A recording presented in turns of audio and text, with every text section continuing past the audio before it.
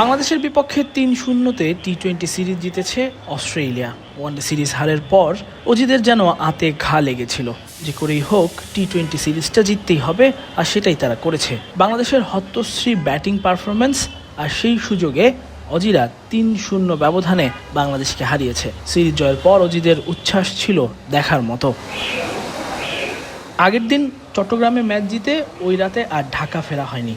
পরের দিন সকালই হযরত শাহজালাল আন্তর্জাতিক বিমানবন্দরের ডোমেস্টিক টার্মিনালে দেখা গেল অজি ক্রিকেটাররা বিমানবন্দর থেকে বেরোচ্ছেন। চট্টগ্রাম থেকে সকলেই এসেছেন ঢাকায়। দুপুর 11টার ফ্লাইটে চট্টগ্রাম থেকে ঢাকার উদ্দেশ্যে রওনা হয়। এরপর সেখান থেকে বিমানবন্দরের ডোমেস্টিক টার্মিনাল দিয়ে অজিদের ঠিকানা টিম হোটেলে।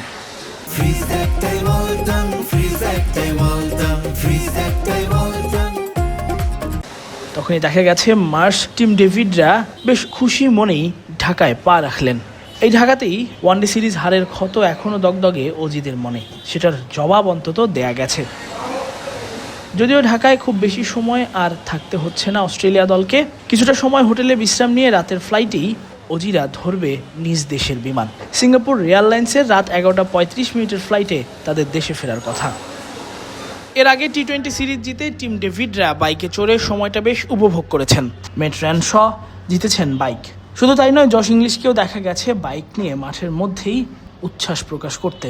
সিরিজ জয়ের ছবিতেও বাইক নিয়ে ছবি তোলা ইতিমধ্যেই ভাইরাল। টিম ডেভিড তার ইনস্টাগ্রাম পোস্টে লিখেছেন, আবারও বাংলাদেশে দেখা হবে। শুধু তাই নয়, ধন্যবাদ জানিয়েছেন টাইগারদেরও এমন সিরিজ জয়ের পেছনে। মিচেল মার্শও পুরস্কার বিতরণীতে জানিয়েছিলেন এই সিরিজ জয় তাদের জন্য কতটা আনন্দের ছিল।